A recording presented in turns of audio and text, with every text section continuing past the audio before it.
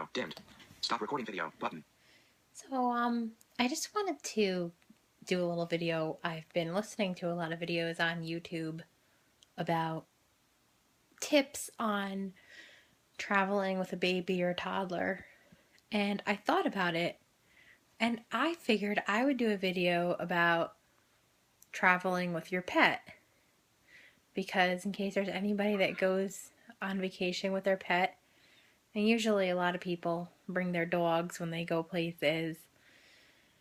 A lot of the times when you fly, you can't really bring your dog on the plane unless it's a small dog. But I guess I'm going to talk about some tips about going by car. Because a few years ago we took our dog on vacation, and it was her first time going on vacation. She wasn't even a year old yet, and I figured I would do a video for you guys about tips on traveling with a pet. Okay, so this is if you're going by car, but I can also mention flying. If I think of anything, if you guys think I forgot anything, then feel free to comment below. I'm not one to disable comments. Okay, so first things first. Try to plan it around their schedule. So, for example, if you know that your pet, let's say your dog, is sleeps a lot during the day, because sometimes even when you're home, dogs have a tendency to still sleep during the day. You can go when they're sleeping, so that way they're not rambunctious in the car or anything like that. So, they probably would be sleeping. You should also next, bring a lot of snacks. Now, I know with a kid, you bring snacks to entertain them. You want to try to entertain them the whole time because they have a lot of energy. It's the same thing with a pet, because your pet, they may want, they may like, because pets like to run around and they like to be outside. They like to look at new things outside, look at people. They may look out the window of a car, but they may want a snack. So you could bring like some of their favorite treats.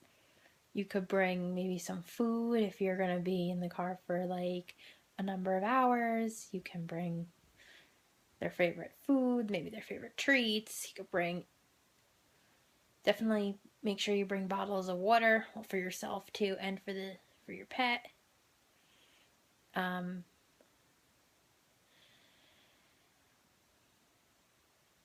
If you have more than one pet, like say you're bringing 2 dogs or maybe 3, however many pets you have, you may want to like bring 2 bowls instead of 1, stuff like that. Another thing,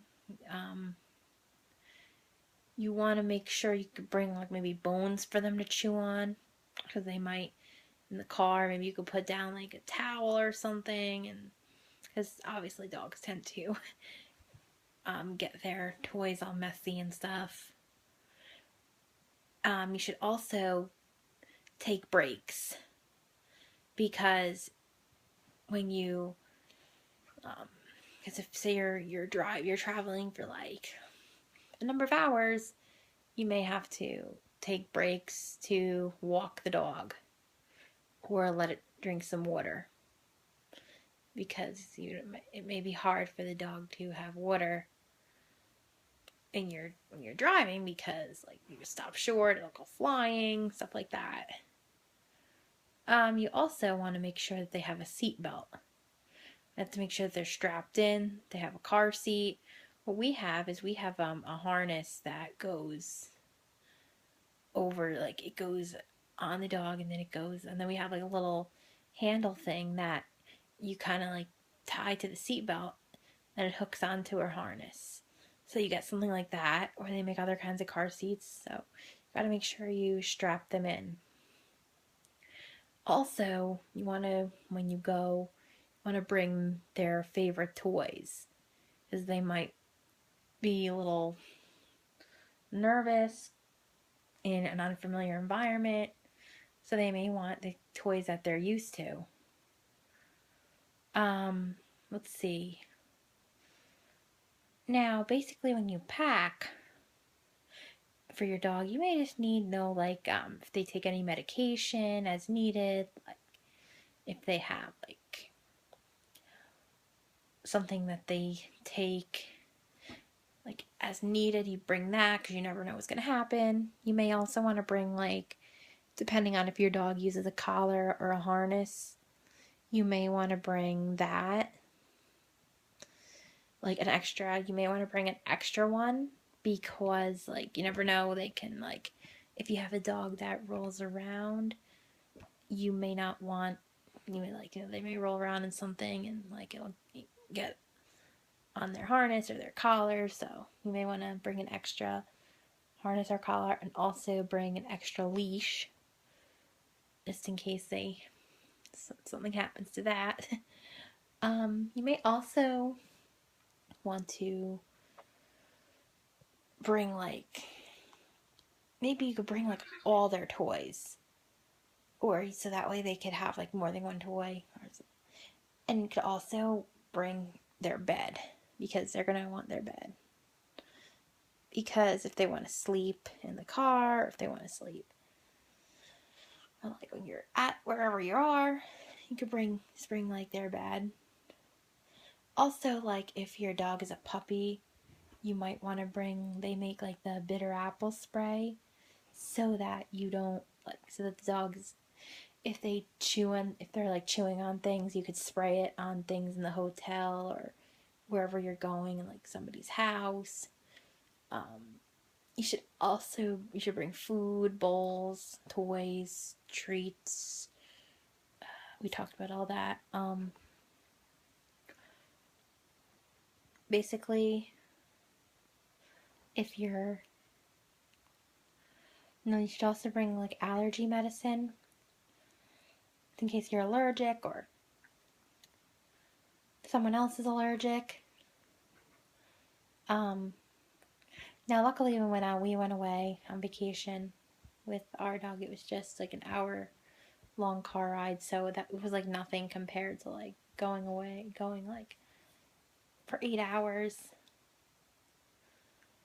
But, yeah, anyway, that's all I could think of. I know this video was kind of, like, scattered, but I just thought of this, like, maybe 5 hours ago, and I didn't really plan for it. I was like, okay, I'm just gonna put this video together.